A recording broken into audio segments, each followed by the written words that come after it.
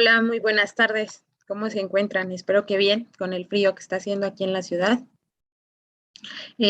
Bueno, ahora seguimos con la semana del coloquio de anime. Les quiero dar la bienvenida de nuevo. La Universidad Nacional Autónoma de México les da esta bienvenida a este coloquio de subjetividad y construcción del ciudadano contemporáneo, análisis desde la filosofía, la sociología, psicología, literatura y anexas. Pues les invitamos a que sigan viéndonos, viendo las exposiciones. Ya en este momento tenemos la conferencia magistral que lleva por título, permítanme un segundo.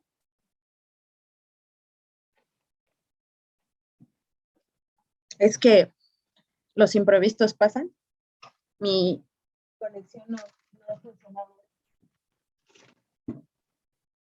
Listo. Les comentaba, exposición magistral que lleva por nombre El Carnaval Discursivo, trastocamientos de la literatura en el manga, en manganime, perdón, es que me puse nerviosa, pero bueno, ya a lo largo de la semana ya conocen la dinámica. Al ponente le diremos que si sobrepasa el tiempo límite más o menos estimado, de que ya es tiempo de terminar la ponencia.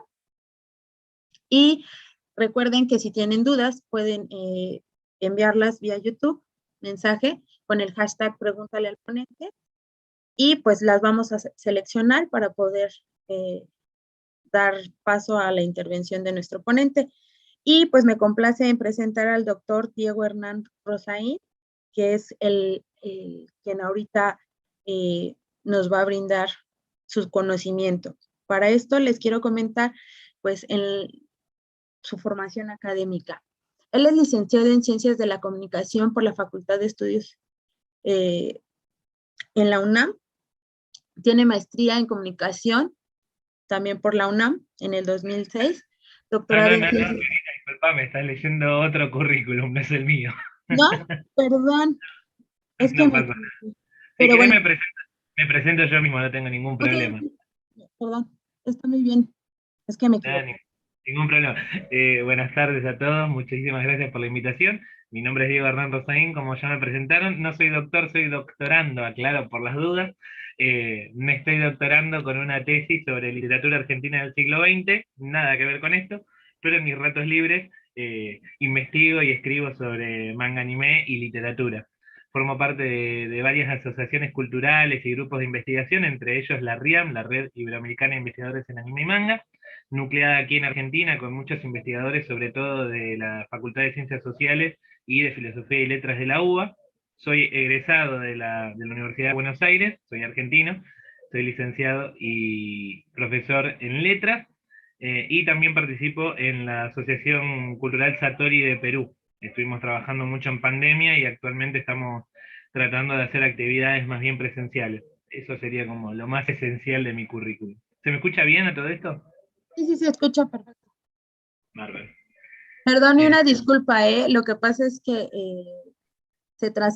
a mí se me traspapeló, son muchas ponencias y entonces ya no pude cerciorarme si era correcto Ningún mi información.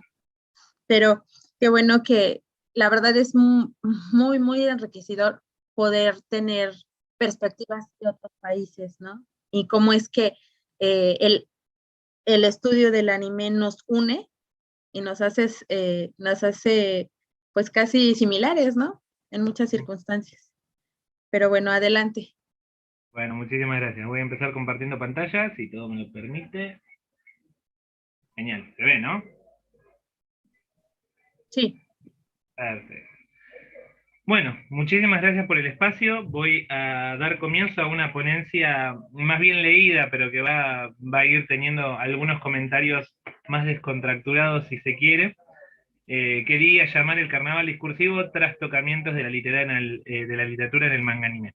Los invito antes que nada a revisar, googlear y buscarnos por los canales virtuales de comunicación, tanto de la RIAM, la Red Iberoamericana de Investigadores en Anime y Manga, donde ahí van a encontrar muchos papers y trabajos académicos de compañeros de distintas áreas de estudio vinculadas al manga anime, pero desde una perspectiva de la comunicación, la historia, la filosofía, la sociología y la literatura, por supuesto.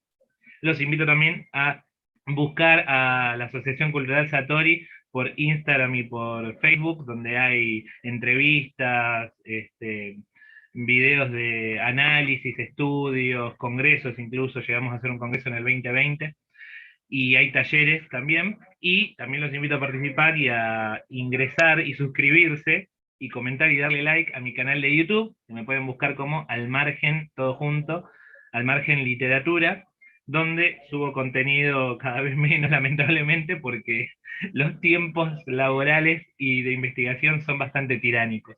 Pero bueno, por esas redes me pueden buscar, me pueden seguir y van a encontrar mucho material y contenido útil. Comienzo. ¿Qué entendemos cuando hablamos de clásicos? Para Borges, un clásico era aquel libro que una nación o un grupo de naciones o el largo tiempo han decidido leer como si en sus páginas todo fuera deliberado, fatal, profundo, como el cosmos y capaz de interpretaciones sin término.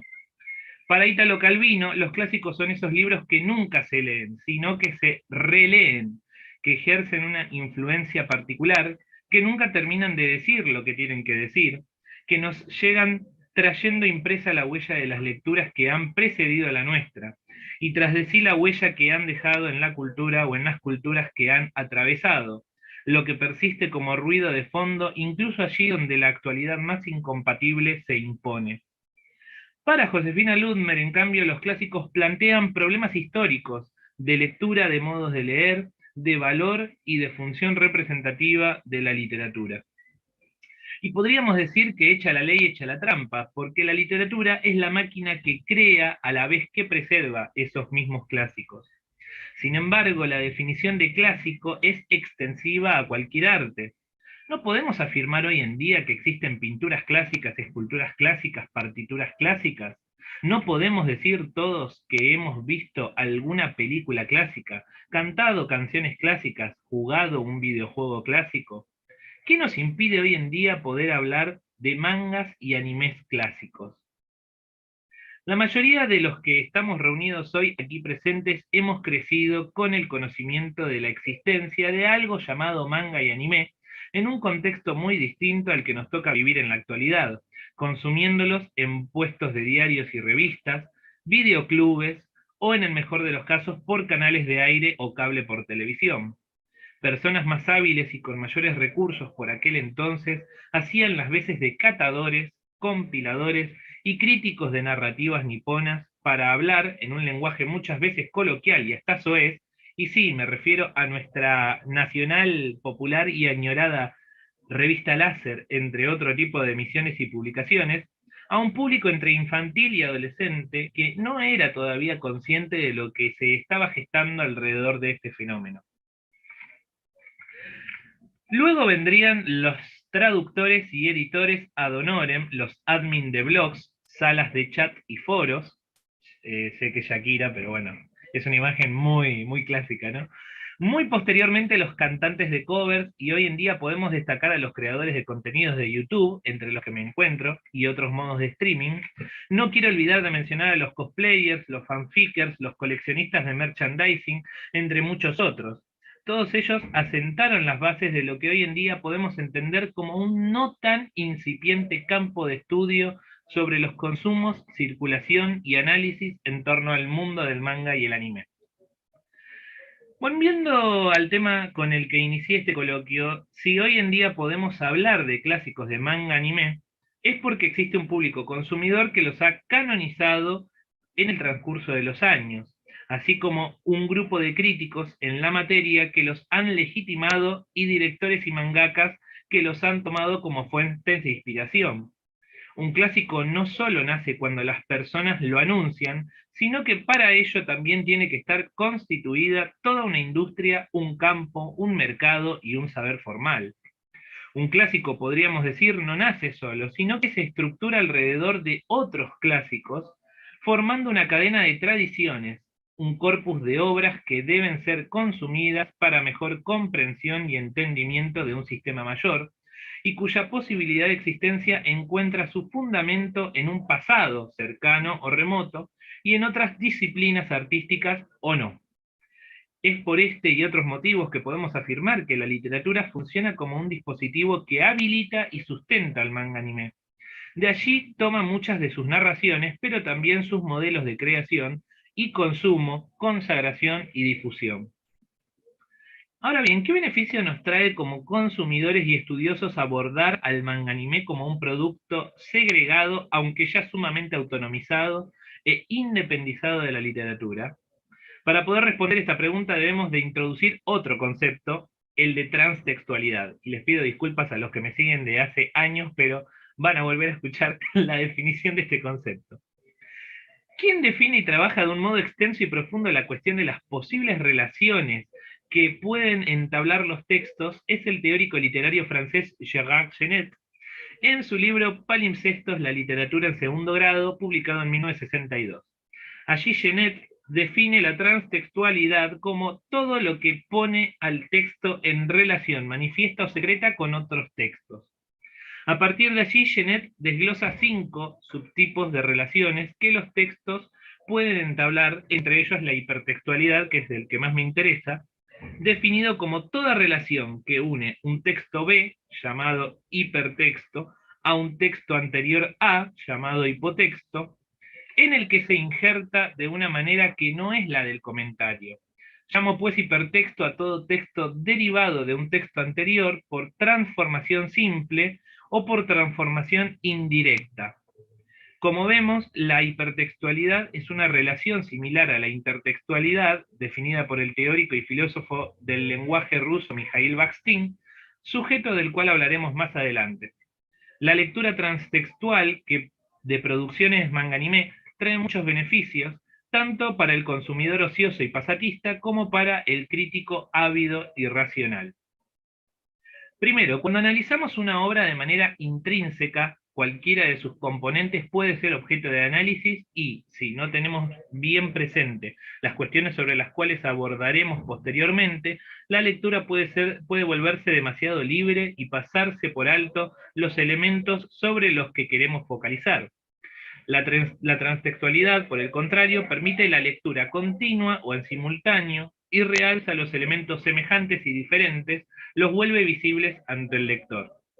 La transtextualidad da la sensación de un orden, de un sistema de sentidos. Responde a la pregunta, ¿por qué analizamos literatura o manga anime? Porque estos códigos participan de múltiples aspectos de la cultura actual y perduran a través del tiempo y el espacio. Están presentes en muchas de las producciones modernas. Favorece el pensamiento analítico, reflexivo e interpretativo. Leer de modo transtextual es leer 2 veces lo mismo en textos diferentes.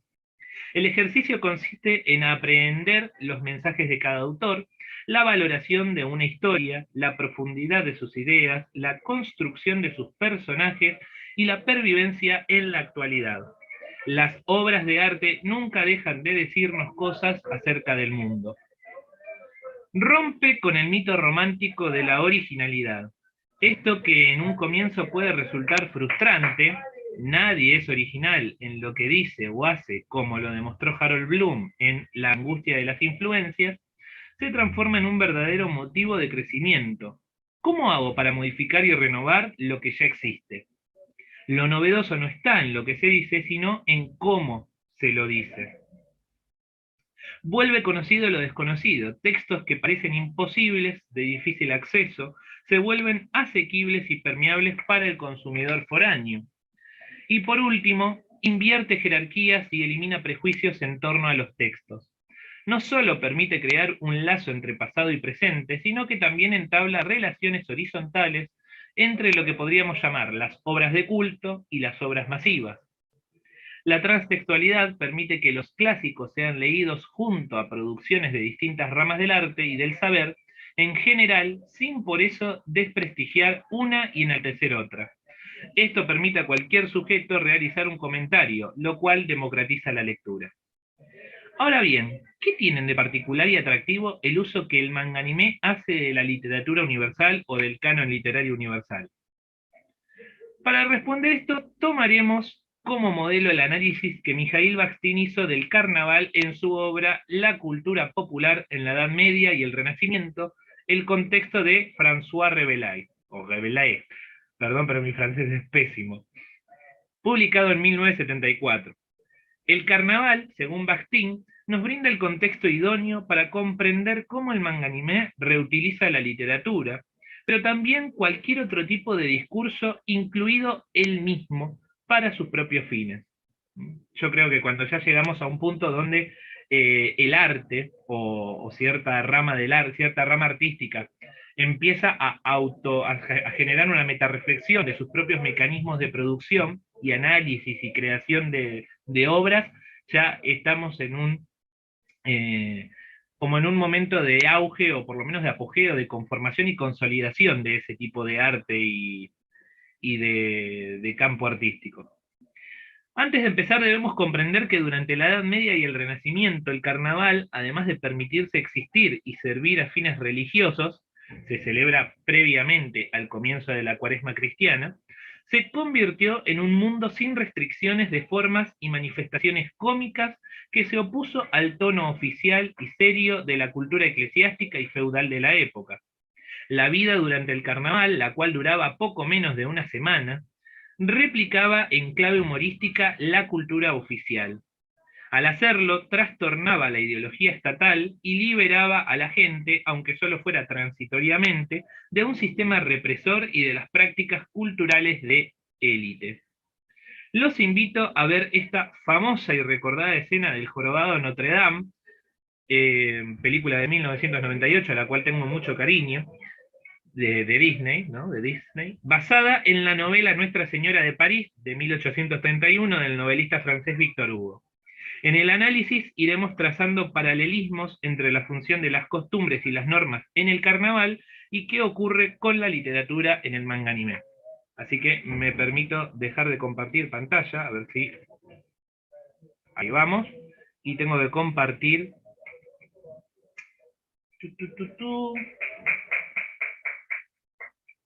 A ver. Acá, si no me equivoco, compartir. Se estaría viendo, me confirman el video de YouTube. No sé si se va a oír, lo único. Dejar de compartir pantalla, a ver si... No, estoy compartiendo, creo que me estoy compartiendo a mí mismo. A ver. Perfecto, perfecto. Bueno, muchísimas gracias. Mil disculpas a toda la gente que nos estaba viendo por este breve no sé cómo decirlo, este error. Nos puede pasar a cualquiera. Bueno, retomando un poco, voy a ver si puedo compartir de nuevo la pantalla. La idea más que nada para ver el video era para de nuevo ver una representación moderna de lo que era el carnaval. Obviamente no es el carnaval propiamente dicho medieval, pero más o menos nos hacemos una idea, ¿no? El mundo al revés. En inglés la canción se llama Topsy Turvy, que tuve que investigarlo, aparentemente es como una frase cristalizada bastante en desuso ya. Profesoras de inglés no sabían qué significaba, pero básicamente significa esto, al revés o al contrario, por el contrario, o, al opuesto, ¿no? A lo que estamos acostumbrados. Y se ve muy bien el contraste entre lo que vendría a ser la, eh, como la ideología estatal o clerical, ¿no? Puesta en Frollo, el antagonista principal del Jorobado de Notre Dame, y todo lo demás que vendría a ser el pueblo, que está disfrutando y gozando de las libertades del carnaval, ¿no? Y lo vemos tanto el bufón coronado de rey, ¿no? Los ladrones y los criminales andan sueltos, no están privados de su libertad. Vemos el tema del exceso, ¿no? Con el tema de la borrachera, la comida, lo grotesco como algo festejado, ¿no? Los cuerpos feos, los cuerpos desmesurados, los cuerpos también faltantes de algún miembro o algún órgano como algo visible, como algo exhibido y algo celebrado, y así sucesivamente. No me quiero extender demasiado en esto porque lo vamos a ir viendo a medida que vayamos haciendo el análisis vinculado con el manga anime. Y nuevamente pido disculpas por esto de pasar un video con copyright. Con fines académicos y de investigación, valga la aclaración. Bueno, para empezar, la desacralización de la literatura por parte del manga anime dejerarquiza y democratiza las obras y los contenidos, los vuelve materia maleable para el trabajo en un nuevo código. Mundanizar la literatura, quitarla de la torre de marfil dariana, la destrona de un pedestal inmanente y permite operar sobre ella de modos desprejuiciados y variados, sin temor a la censura o la crítica en primera instancia.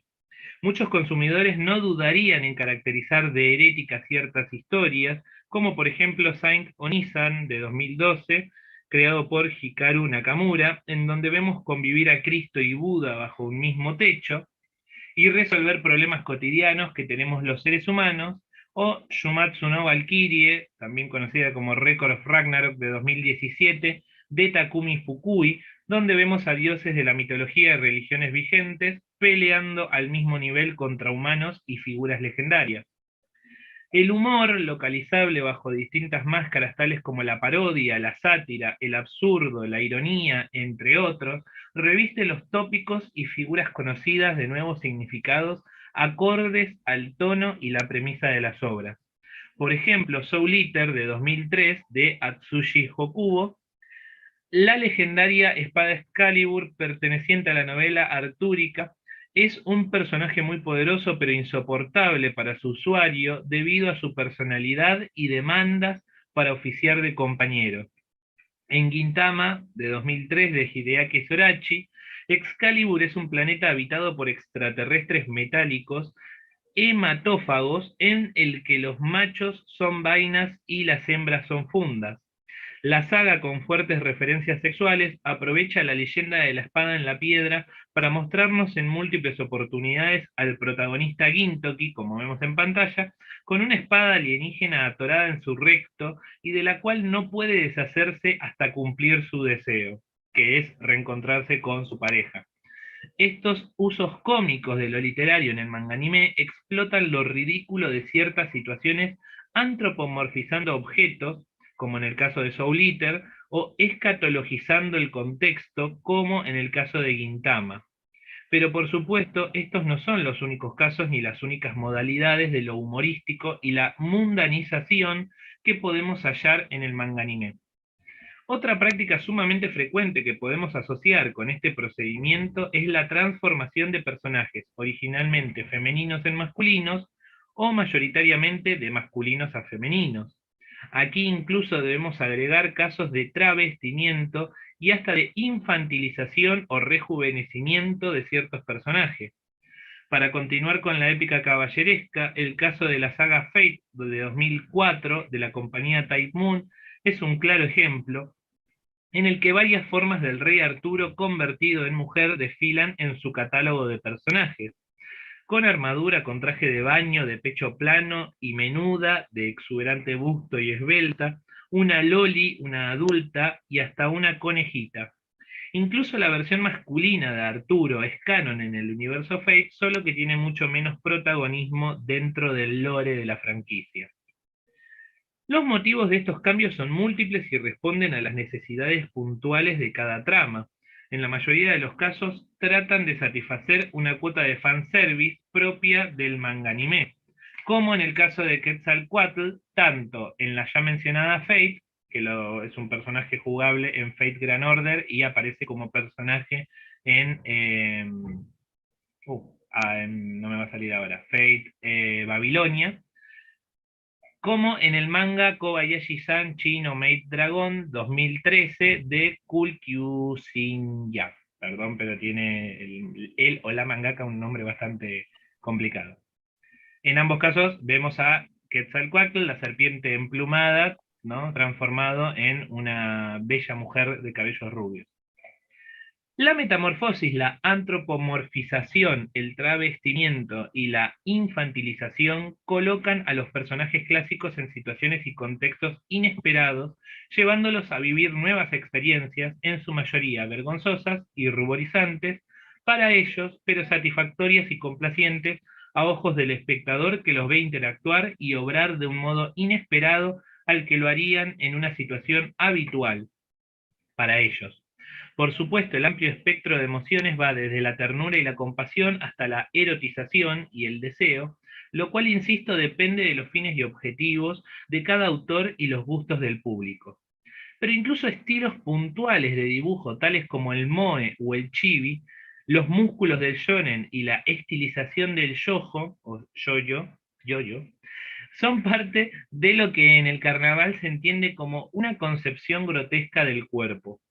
Este cuerpo no es realista, ni mucho menos. Tampoco es un cuerpo completo, ni uno estilizado y hermoso como en el arte clásico. Es un cuerpo incompleto, deforme, herido, amputado, con fallas, enfermo y desequilibrado. En este sentido, fuera de lo que se suele comercializar y difundir con mayor frecuencia, los consumidores de manga anime estamos acostumbrados a presenciar este tipo de cuerpos que cuentan una historia y exhiben sus marcas al espectador. Pensemos en la metamorfosis de los hermanos Toguro en Yu Yu Hakusho de 1990, las quemaduras de Shishio en Rurouni Kenshin de 1994, el cuerpo estilizado de Luffy en One Piece desde 1997 en adelante, y los automails de Edward en Fullmetal Alchemist de 2001, solo por nombrar algunos casos para comprender la relevancia que tienen los cuerpos y su problematización en algunas de estas producciones. El carnaval fomenta la mezcla, la mixtura, la heterogeneidad entre clases sociales y discursos dentro de un mismo espacio. Lo mismo puede decirse del manga anime, que no encuentra tapujos a la hora de combinar y cruzar elementos pertenecientes a distintas culturas, o en hacer interactuar a personajes que originalmente no lo hacían. Para no ser redundantes, podemos mencionar el caso de Bungo Stray Dogs de 2012, de Kafka Asagiri y Sango Arukawa, en el que escritores que no han tenido una interacción real en vida, ni han tenido oportunidad de leer y comentar sus obras, pueden luchar y conformar alianzas entre sí. Lo mismo podemos pensar sobre la intersección de autores reales a mundos de ficción. Ocurre en Kuroshitsuji de 2006, de Yana Toboso, cuando un joven Arthur Conan Doyle, un oculista de pocos recursos que lucha por convertirse en escritor, visita a G.L. Phantomheim, viéndose envuelto en los extraños sucesos que ocurren en su mansión. O cuando el dramaturgo y director de una compañía teatral, William Shakespeare, aparece dentro de la adaptación Romeo ex Juliet 2007, hecha por Fumitoshi Oizaki, en la cual cabe mencionar que los roles entre los protagonistas aparecen alternados, siendo Julieta el personaje activo o el rol masculino, mientras que Romeo es el pasivo o rol femenino en sus acciones. Estos devenires y desenvolvimientos del manga anime, que también los hallamos en el carnaval, se deben al vínculo que entablan con el dogma y la suspensión de lo que cada uno comprende por dogmático en su entorno. Las producciones niponas habitualmente ponen en tela de juicio todo tipo de parámetro, criterio, prescripción, norma y pauta en torno a una serie de reglas y patrones de comportamiento concebidos y considerados como ortodoxos, de buen gusto o conocimiento público. El manga anime se moviliza gracias a la experimentación, la innovación y la ruptura de premisas, lo cual dificulta muchas veces crear herramientas y parámetros para su análisis. Sin embargo, no es caótico, genera sus propias condiciones de existencia y da a su vez pautas para abordarlo. Es por ello que los estudios se enriquecen con la incorporación de saberes pertenecientes a otras disciplinas, desde la literatura hasta el cine, el arte, la música, la historia, la filosofía, la sociología y una larga lista de etcétera. Retomando un punto previo, la aceptación del carnaval por parte del público en general se asemeja a la recepción que tiene el manga anime en nuestros días. Si bien ha aumentado considerablemente el número de personas de todas las edades y etnias que escogen consumir manga anime en todo el mundo, gracias a los servicios de streaming oficiales y piratas, es cierto que no hace mucho tiempo atrás declararse otaku era motivo de bullying entre los niños nacidos en los 90 y 2000. Todavía hoy muchas personas se resisten a consumir estas producciones, ya sea porque no distinguen entre la animación y la historieta niponas y otros homólogos pertenecientes a otras naciones, ya sea porque las formas y modos del manga anime chocan fuertemente contra los principios ideológicos con los que estos consumidores se manejan. Si bien hay géneros del manganimé que ponen en jaque hasta el extremo los límites del buen gusto y de la moralidad, también es cierto que las obras consagradas o las más populares de estos códigos no tienen por qué gustar a la población en su totalidad. La aceptación, el disfrute o la tolerancia de determinadas producciones niponas va a depender de múltiples factores y no por ello debiera afectar la calidad de la obra en sí.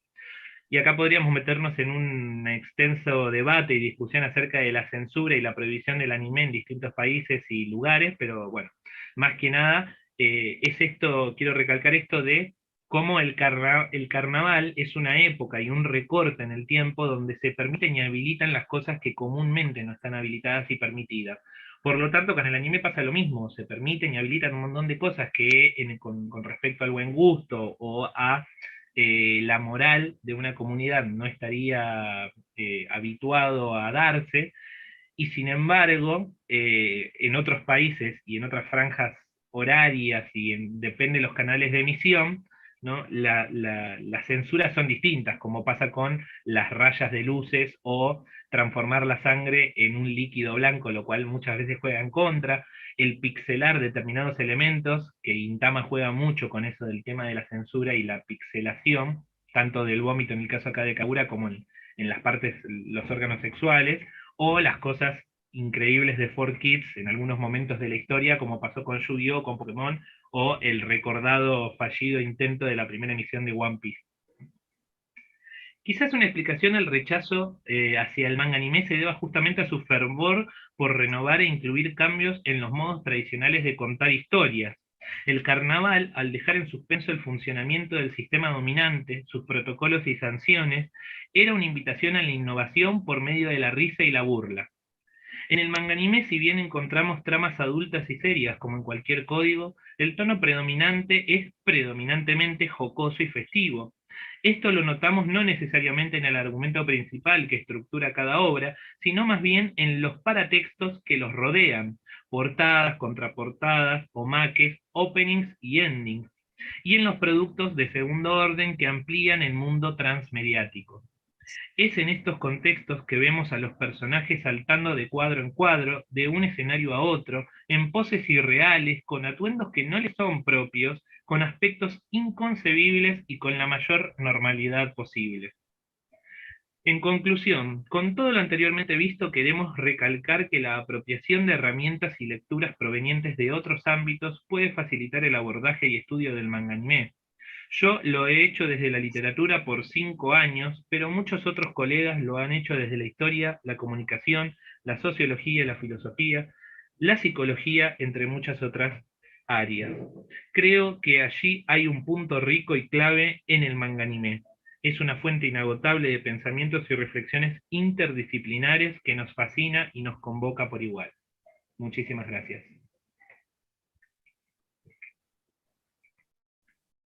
Muchas gracias por comentarnos desde su perspectiva y desde sus saberes cómo es que se visualiza o cómo se puede analizar de alguna manera o entender, ¿no?, el manga anime. Yo cuando lo estaba escuchando y parte de las conferencias anteriores y de todas las participaciones o algunas participaciones en las cuales yo vi, me surge esta duda que es muy importante para mí, ¿no? O sea, yo tengo el conocimiento de mi profesor que le gusta el anime y que por eso precisamente dijo, pues esta es una opción y es actual. El analizarlo, el verlo, o sea, el contemplarlo como parte de nuestra vida, ¿no? Porque nos ha modificado, ¿no? En mi caso, como ya lo decía, Sailor Moon para mí fue muy importante, ¿no? Yo en mi infancia. Y yo quisiera preguntarle, y también acá tenemos dudas, ¿cómo es que usted comenzó, o sea, dentro en este mundo y por qué? Sobre todo porque es una persona que estudia, tiene otros, aquí ya había encontrado de alguna manera su semblanza. La leeré, dice, licenciado y profesor normal y superior en letras por la Universidad de Buenos Aires. Es como dices, doctorante en la misma casa de estudios, con el proyecto titulado Traicionar la tradición, usos y funciones de las herencias y legados culturales en la producción crítica y literaria de Héctor Libertalla. O sea, en este sentido es como muy diferente sus proyectos, sus trabajos, y yo diría, bueno, ¿en qué momento hizo que su carrera compaginara con el anime, no? Bueno, es una anécdota muy contada por mí, muy conocida, pero la vuelvo a repetir porque el público se renueva, decimos acá en Argentina. Yo en 2013-2014 aproximadamente me encontraba en la mitad de mi carrera universitaria y un amigo muy querido que va a exponer mañana, Roberto Jesús Sayar, me convocó para participar de unas jornadas de ciencia ficción y presentar un trabajo acerca de Shingeki no Kyojin, analizando la figura del científico loco, el monstruo y el héroe trágico griego, lo cual hoy en día es una locura por la cantidad de cosas que eso implicaba. Pero bueno, para el 2013-2014 Shingeki no Kyojin todavía no estaba ni lejos de terminarse, en realidad había salido la primera temporada del anime y era como un boom, y yo todavía no había escrito ningún artículo académico, ni me había presentado en ningún congreso, así que la propuesta me pareció llamativa e incluso rara, y pensé que no iba a ser aprobada. Y bueno, finalmente no tuvimos muchas trabas burocráticas para poder exponerla, y esa fue como mi incorporación, mi inicio en el mundo académico con el manga anime. Incluso la segunda ponencia que di fue sobre literatura argentina, así que no tuvo nada que ver.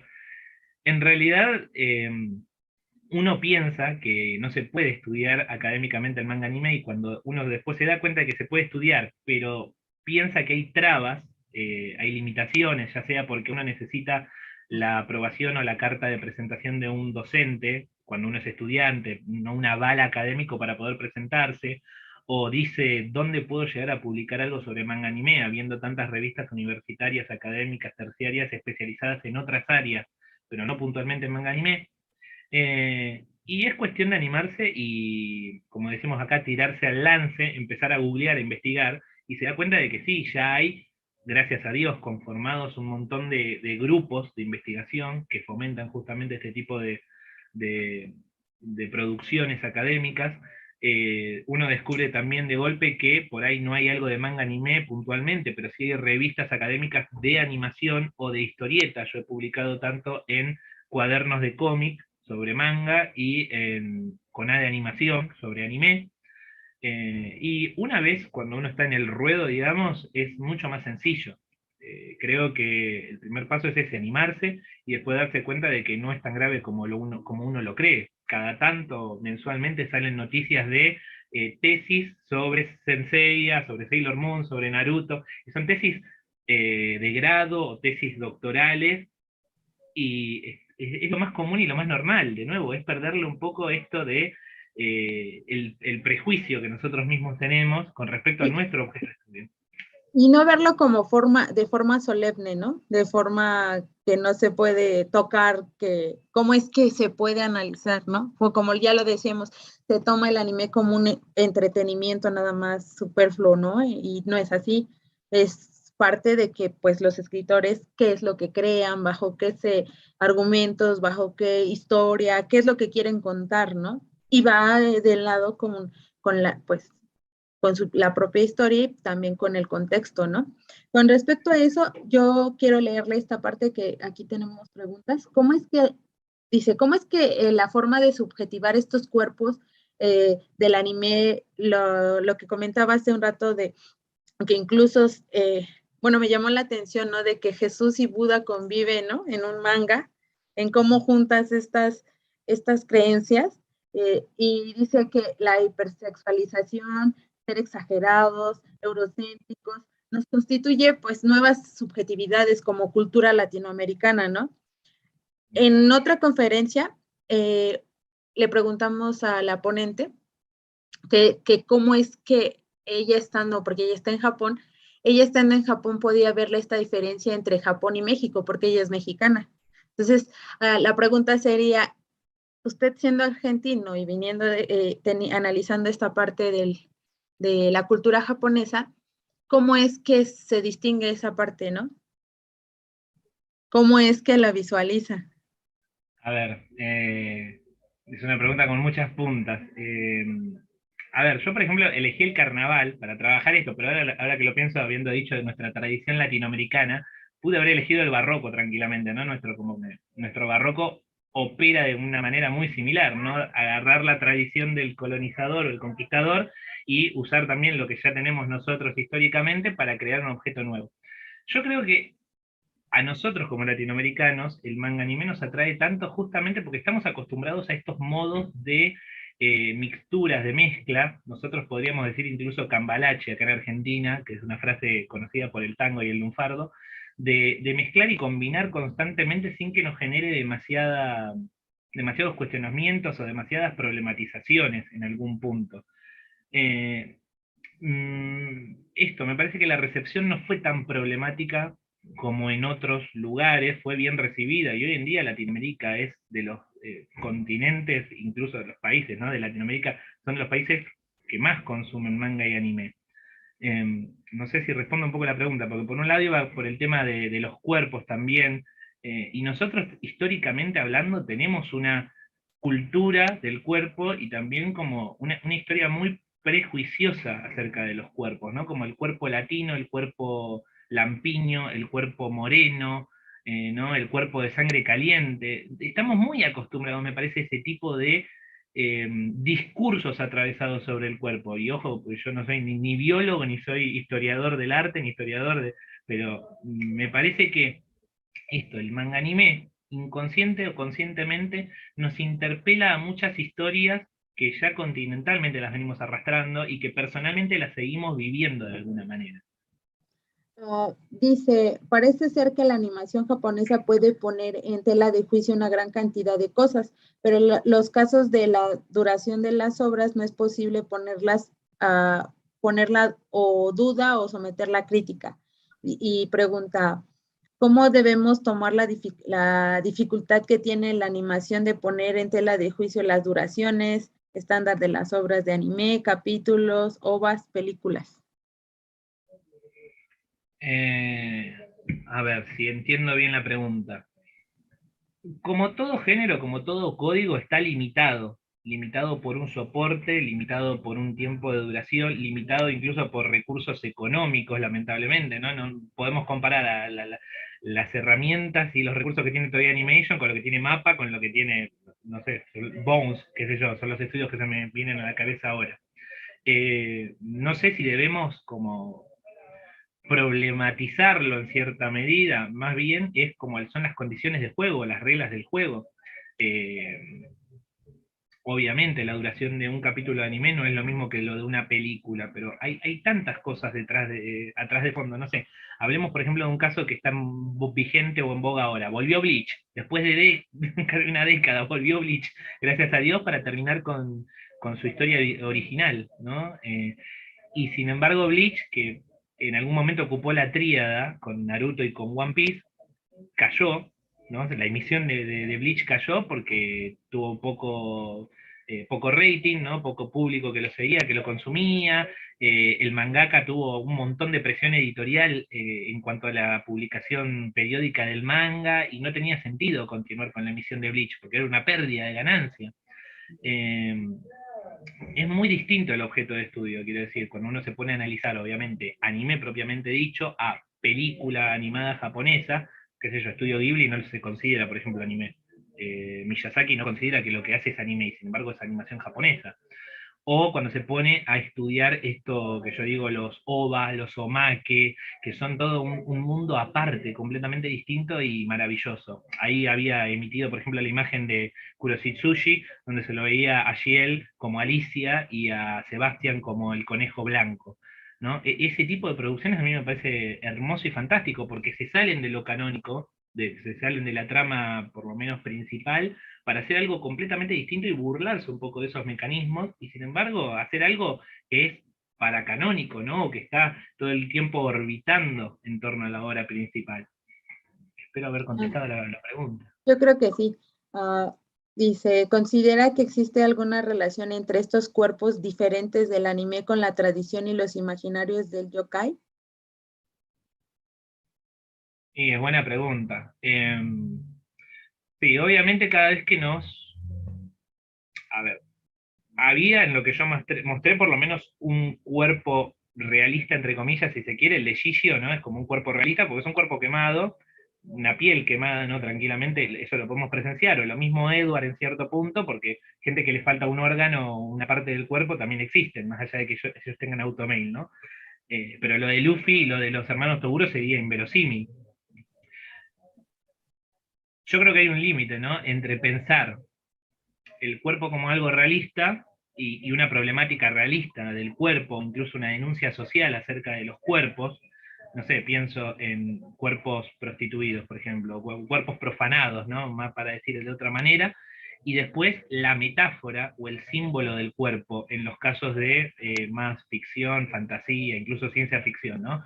¿Qué es lo que se quiere decir con ese cuerpo deshumanizado?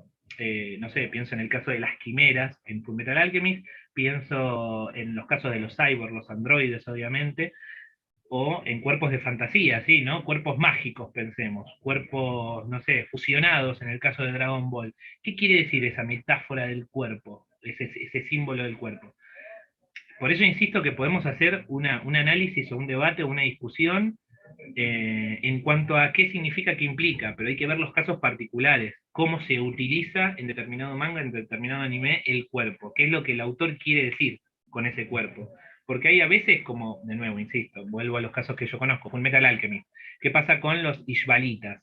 Yo en un primer momento, cuando empecé a ver Fullmetal Alchemist allá por 2006 más o menos, pensé que los Ishbalitas eran una metáfora de el holocausto judío y de las guerras en Oriente Medio, ¿no? La invasión estadounidense y todo eso. Y resulta que Hiromu Arakawa pensaba en los Ainu, o sea, no tan lejos, en los mismos Ainu que vivían y siguen viviendo sus descendientes en el norte de Japón, en la isla de Hokkaido. Entonces, fíjense cómo una interpretación, entre comillas, mal hecha, o una interpretación desviada, no puede ser una interpretación correcta, porque para mí significaba eso, y estéticamente era válido, si bien la autora lo hizo con otras intenciones o inspirándose en otras cosas. Así que es eso, los invito a ver cada caso particular que les interese acerca de los cuerpos. Ok. En tu experiencia, Hernán, dicen, es una dificultad tener como objeto de estudio el manga, es que me cuesta trabajo pronunciarlo, manga anime, y no hablar, escribir japonés. Muy buena pregunta. Eh, sí, yo lamentablemente no trabajo, no manejo japonés. Con suerte manejo inglés y me defiendo muy bien en español. Eh, Obviamente uno corre con mucha ventaja cuando sabe japonés, sobre todo porque, bueno, en mi caso al menos, yo a veces necesito traducir algún kanji, necesariamente, porque etimológicamente las palabras significan mucho históricamente, tienen un peso, y a veces directamente es una frase lo que tengo que traducir y para eso pido ayuda, ¿no? Tengo mucha gente detrás que muy amablemente me brinda, me aporta sus conocimientos de japonés y sí, uno se limita más, pero uno también aprende a trabajar con esas limitaciones y sin embargo puede hacer un producto completamente válido. Yo no creo que lo que produzca yo, lo que produzca el resto de mis compañeros es menos válido o menos vigente que lo que pueda llegar a producir un académico japonés por estudiar en la, no sé, en la Universidad de Tokio y saber japonés, y saber hiragana, katakana, y leer kanji. Sí tenemos muchas limitaciones, pero así como es el idioma, es el acceso a las producciones originales, el acceso a estas producciones secundarias que a veces circulan en material de DVD, o no sé, pienso, incluso si uno quiere analizar a veces la emisión de los capítulos de manga en el contexto de la Shonen Jump. Y es técnicamente imposible, a nosotros nos llega directamente el tomo de manga, ¿no? Entonces nos perdemos de muchas cosas por ser latinoamericanos, lamentablemente, pero lo que podamos producir desde nuestro lugar no va a ser menos válido, a mi gusto, a mi parecer, que lo que pueda llegar a producir un japonés. Así que no se limiten por el idioma o por el acceso a las producciones. Pero aquí viene con esta parte. Efectivamente, no hay originalidad como el autor ha muerto, pero los intentos de producciones narrativas animadas en Latinoamérica no han tenido éxito. repetimos la estética y mitos de la narrativa de Japón o Estados Unidos. Y la pregunta es, ¿seremos capaces un día en Latinoamérica de generar discursos propios? Bueno, es otro gran debate, ¿no? Hablar de nuevo, estamos hablando como una especie de colonialismo narrativo. eh, a ver, yo creo que sí, hay producciones, no sé llamarlas independientes, pero por lo menos autónomas, genuinas. Eh, Insisto, esto como decían, con la muerte del autor, pero también de la pérdida, la imposibilidad de la originalidad. No podemos ser absolutamente originales, entendámoslo, y una vez entendido eso, hagamos lo que podemos, pero hagamos producciones que para nosotros sean genuinas, que para nosotros sean significativas, que encierren un mensaje valioso, que se entienda lo que queremos transmitir y que sean disfrutables sobre todo. Yo sinceramente, no quiero decirme codeo, pero sí me he vinculado, he conocido artistas que no son conocidos, que no son famosos, que por ahí venden sus fanfictions, o bueno, sus fanzines en convenciones de anime o de cómic, o bueno, no hace mucho, el domingo vine de Córdoba, que es una provincia en Argentina, donde justamente se llamaba Popurrí, y cada uno iba y presentaba lo que quería, lo que tenía, y existen artistas. El tema es que por ahí no son consagrados, y por suerte, por lo menos en esta época, tenemos más facilidad para producir y publicar y divulgar y difundir lo que hacemos sin la necesidad de un contrato o una firma editorial de por medio, ¿no? Tenemos las redes sociales y tenemos, no quiero decir blogs, pero soportes digitales como Wattpad, ¿no? Hablando de la escritura y también de los fanfiction, donde podemos hacerlos, y hay gente que se vuelve conocida y hay gente que vale la pena. Entonces, yo no diría que Latinoamérica y Argentina o México no produzcan autores. eh, yo creo que hay una estética, el tema es buscarla, y el tema también es no ser prejuicioso de, se parece al estilo anime o al estilo manga y no es original por eso. Porque de nuevo, ¿dónde está la originalidad? ¿Qué llamamos originalidad? ¿Dónde recae lo original? Para mí lo original está en cómo volver a contar de manera distinta lo que ya es conocido o de lo que ya disponemos. Porque todos aprendemos a hablar porque repetimos las palabras de papá, mamá, hermano, televisor. Entonces no existe la originalidad. No caigamos en ese espiral sin sentido de la copia, la imitación, el plagio incluso. Y sobre Esa todo es que eso a las personas desde sus propios saberes, sus propios recursos, ya sea como diseñador para anime, ya sea como escritor de anime, generen pues desde sus adentros pues esta parte, como lo menciona, auténtica y sobre todo auténtica y como dice, disfrutable, ¿no? Creo que sí, muy significativo para mí lo que dice. De, había una pregunta que se quedó con respecto a lo de los símbolos del cuerpo. Decía, la pérdida del brazo izquierdo de Snack en One Piece. ¿Qué piensa el ponente de ese caso? de Shanks. Shanks. Eh, Ajá, Shanks. bueno, ese es uno de los secretos mejor guardados de Oda, me parece. Eh, Qué loco, ¿no? Porque es verdad, One Piece empieza básicamente con la pérdida de una extremidad. Si bien Shanks no es el protagonista, obviamente, todavía está ahí por definirse si es un antagonista, si utilizó a Luffy, si es un aliado. eh, y ahora está por salir la película, si no me equivoco, ya empezó la preventa de la última película de One Piece, que por ahí algo se revela.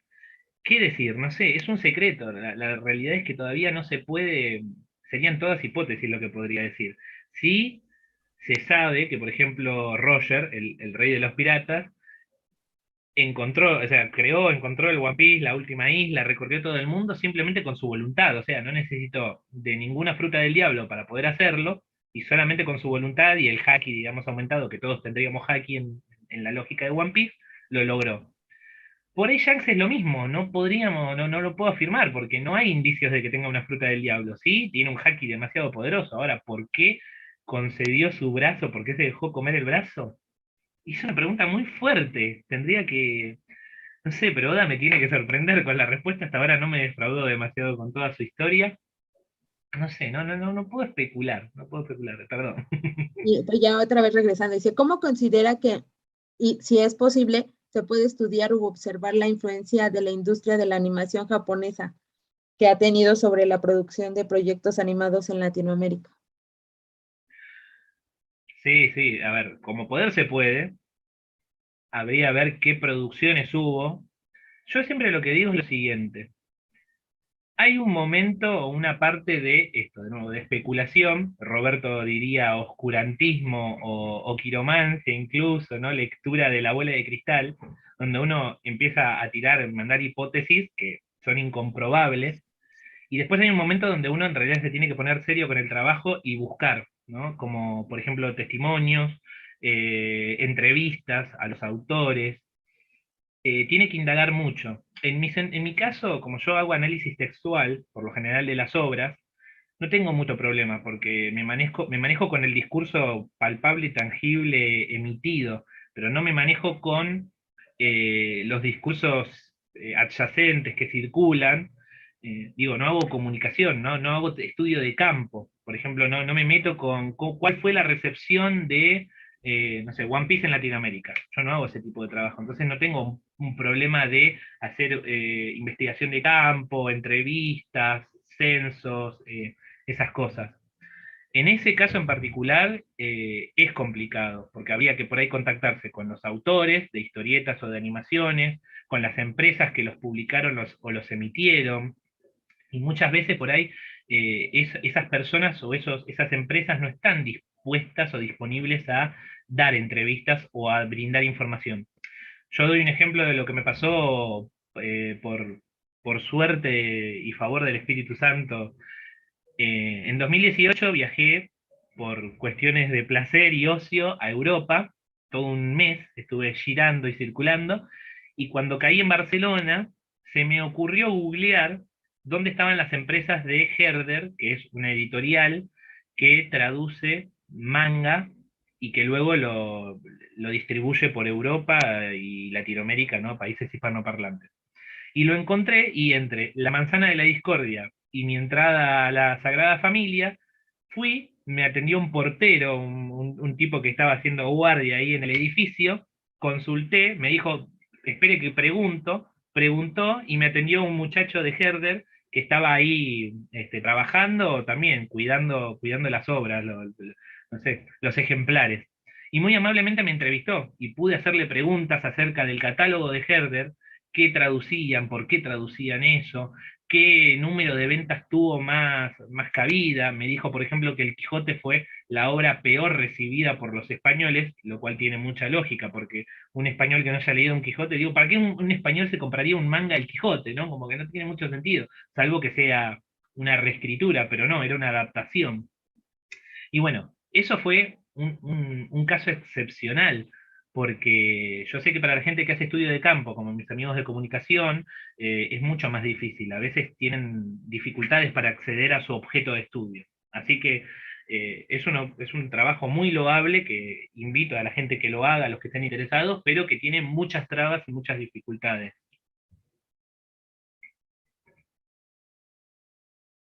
Estás muteada, Quería, Karina. Ahí. quería, quería, quería poner al final esta pregunta porque pero vamos a seguir con con las demás, pero me gustaría que la comentáramos en este momento. En su consideración después del carnaval que viene, ¿algún tipo de resaca? Dice, la rigidez del canon. Wow, es una pregunta como. Me tiran preguntas muy metafóricas y yo tengo que andar interpretándolas. Eh, a mí una de las cosas que me gusta del manga anime me parece que es esto de que uno se contagia o se contamina, usen la metáfora que quieren, de su objeto de estudio. Es muy difícil en algún punto hacer un trabajo académico serio sobre manga anime, pero no se malentienda. No quiero decir que no tenga rigurosidad académica, que no esté bien fundamentado, que no tenga bibliografía. Me refiero a que uno disfruta mucho escribiendo sobre manga anime de manera académica. O sea, así como uno disfruta, como yo durante años disfruté viendo y leyendo manga anime ociosamente, creo que con la misma pasión y el mismo fervor y el mismo jolgorio, jocosidad, gozo, analizo manga anime, académicamente hablando. Y por otro lado, lo que hace el manga anime es como desacralizar un poco, ¿no? Sacar de nuevo con esa metáfora de sacar de la Torre de Marfil a la academia o a la universidad y mundanizarlo, democratizarlo, porque yo hablo de la misma manera, bueno, no con el mismo vocabulario por ahí, ¿no? Pero hablo de lo mismo con ustedes que están viéndome detrás de la pantalla, que seguramente muchos sean académicos, estudiosos, doctorandos, doctores, que con mis alumnos del secundario de 12, 15 años, porque consumen los mismos, a veces las mismas historias que yo. Entonces me parece que esa es una de las cosas maravillosas, ¿no? Lo popular en algún punto o lo democrático que son la lectura de manga anime. Pero también las demás conferencias, en ponencias de Chile se hablaba, bueno, de un licenciado de Chile, nos comentaban, se ha hablado del vínculo del anime con las protestas sociales, como el uso de Sailor Moon o la Genkidama por la educación. Aquí en México empezó algo con el doctor Simi, incipiente, ¿no? Dicen, en Argentina existe un fenómeno similar. ¿Cómo se ha vinculado el anime con una forma de contracultura y crítica de la hegemonía? Yo particularmente cuando vi esas manifestaciones en Chile y en Perú, realmente aplaudí porque claramente la juventud, la adolescencia y los jóvenes adultos se apoderaron de ese discurso y demostraron la fuerza también, la vigencia y la presencia que tiene en estas manifestaciones políticas. Acá en Argentina lamentablemente diría que no, no existe. Realmente si tomamos el manga anime lo tomamos o para hacer memes, pasatistas, o incluso todavía lamentablemente de una manera bastante prejuiciosa. Creo que lamentablemente, y no me quiero poner político ni sectario, somos un pueblo muy sumiso, somos un pueblo muy atravesado por la, tampoco quiero decir corrupción política, pero sí los, ¿cómo se dice? Como los fines u objetivos partidarios, que suelen ser muy egoístas, y no, realmente no salimos a manifestar y hacemos ese tipo de producciones. La juventud realmente no está involucrada en política, es una juventud muy... eh, que lamentablemente en realidad por las generaciones anteriores, ya de adultos y de abuelos, que no se interesa por la política, no se involucra políticamente hablando, me parece, en la historia de la Argentina, y que incluso aprende de política y de economía, entre muchas cosas, consumiendo videos de YouTube, que, ojo, yo soy youtuber, pero digo, me parece que es algo demasiado importante como para aprender por medio de videos y confiar en el primer tipo que ves que habla 5 o 10 minutos acerca de política, historia argentina, etcétera. Así que no, lamentablemente me parece que estamos muy atrasados en cuanto a lo que es materia política y no tenemos un vínculo, una asociación entre el manga anime y lo que puede ser una manifestación o una protesta pública. No lo tenemos en Argentina. Ya son como dos o tres preguntitas más para finalizar. Son metafóricas también las preguntas, pero sobre todo porque es entretenido escucharlo. O sea, desde Argentina, alguien con una perspectiva, desde su poder de saber, de su forma profesional de comentarnos, ¿no? Cómo visualiza el anime, ¿no? Dice aquí precisamente, ¿qué anime le hizo entrar en este mundo? O sea, ¿qué le gustó y por qué? Bueno, antes que nada, vuelvo a pasar el chivo. Si les gusta mi manera de hablar y mi forma de expresarme y mis análisis, vayan a Al Margen Literatura, suscríbanse, activen la campanita, hagan comentarios, compartan, difundan la palabra. Y bueno, por otro lado es muy difícil. Yo tuve a lo largo de mi vida muchos hitos. O sea, creo que empecé como muchísima gente con Dragon Ball. Dragon Ball, me refiero a Goku chiquito, no voy a ser muy original. Ya más de adolescente jugué a los juegos de Pokémon, ¿no? Porque la realidad que el anime mucho no me llamó la atención. Sí me fascinó el anime de Digimon y lo seguí por 4 temporadas hasta que no lo seguí. Jugaba a los juegos de Yu-Gi-Oh! Durante toda mi infancia y adolescencia, el anime funcionó como una fuente de inspiración para crear y construir mi identidad y mi personalidad. Realmente creo que el batacazo o la vuelta la terminó dando Fullmetal Alchemist, que realmente es mi anime favorito, tengo merchandising, tengo el manga, tengo varios trabajos de Fullmetal Alchemist, y hoy en día sí, One Piece sigue siendo de mis animes favoritos, pero creo que tampoco es muy original, realmente le tengo como un aprecio. Llegué tarde a One Piece, creo que me hubiera gustado con 15 años haber visto o leído One Piece, y lo hice con 20, 20 y tantos. Y finalmente una de las obras que más me gustan, que lamentablemente tuvo un final muy malo y no tuvo un final adaptado en el anime, fue Maggie de Labyrinth of Magic, que me fascinó, incluso muchas veces me pasa que hay manganimes que me obligan a ir a los clásicos literarios, y no a la inversa, no es como que primero leo la obra original y luego veo los manga y anime que están inspirados en esos clásicos literarios. Y con Maggie me pasó eso, me hizo interesarme por las mil y una noches y por el mundo árabe, y bueno, fue como un descubrimiento a la inversa, ¿no? Primero empezar por el hipertexto y luego ir al hipotexto pasado. Y luego tengo animes favoritos que no tienen nada que ver con nada. O sea, por ejemplo, School Rumble me parecen de las comedias románticas y slice of life más hermosos de toda la historia. Los invito a verlo si no lo conocen. Eh, bueno, Gintama, que no sé mucho de historia japonesa y realmente me pierdo muchos chistes porque tienen que ver con lo contemporáneo, sin embargo me parece una genialidad. Fate, y sin embargo no juego a los videojuegos, intenté jugar a Fate Go y me estresé, así que tengo muchos, tengo muchos. Pues es que ella, también la otra era la pregunta de cuál recomendaría, ¿no? Bueno, Para alguien que comienza en estos intereses de...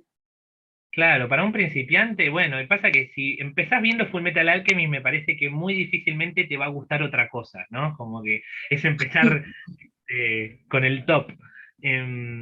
A ver, yo recomendaría, por ejemplo, Violet Evergarden, que está todo en Netflix, que son unas adaptaciones de novelas ligeras que son muy hermosas. Para la gente que es sensible, yo por lo menos lloré con la mitad de los capítulos, realmente es impresionante. Estéticamente hablando es hermoso.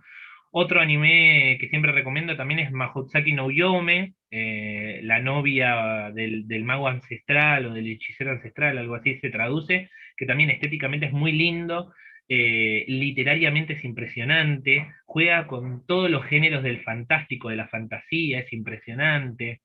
Pero hay mucho para recomendar. ¿Qué sé yo? One Punch Man también es valiosísimo y hermoso. Bueno, Psycho Mob 100 también es, creo que el anime que me hubiera gustado haber visto cuando era adolescente, y recién ahora ya va por su tercera temporada, me parece maravilloso. Boku no Hero me parece atractivo, interesante para el que está incursionando y es muy chico, muy adolescente o quiere verlo con su hijo. Hay muchísimo para ver, sinceramente. Y la última, que es como la interesante. No, todo es interesante, pero hubo en otras, son la misma pregunta, se hacía, en que si el anime y el manga son considerados arte.